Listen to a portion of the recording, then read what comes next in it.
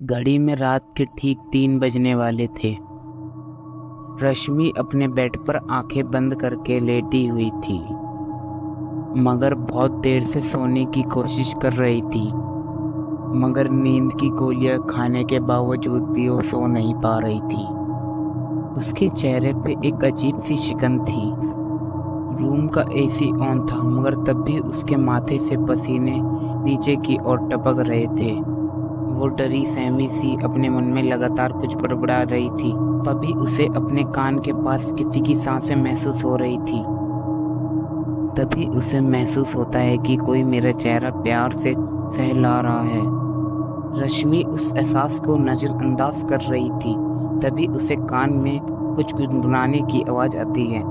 रश्मि, अपनी आंखें खोलो, देखो मैं तुम्हारे पास आ गया।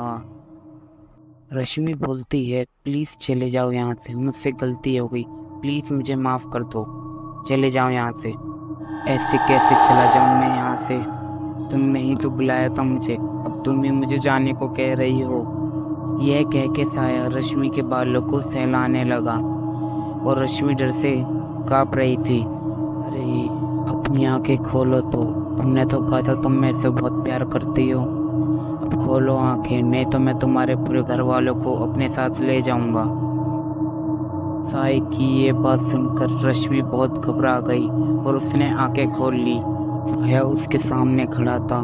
वो बोल रहा था, तुमने तो मेरे साथ जीने मरने की कसम खाई थी, अब चलो मेरे साथ। रश्मि बोलती है, मुझे माफ़ कर दो, मुझे छोड़ दो, प्लीज़ मुझे छोड़ दो। साया कहता है, छोड़ दूँ तुम्हें?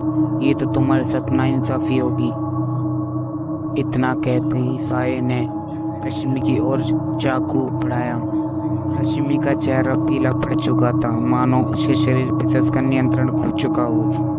वो खुद को रोकने की कोशिश कर रही थी, मगर उसका हाथ चाकू की ओर बढ़ा जा रहा था। चाकू को लेकर अपने गले पे लगाया और अपनी जान ले ली। अगर आपको मेरी वीडियो अच्छी लगी तो चैनल को सब्सक्राइब कर देना।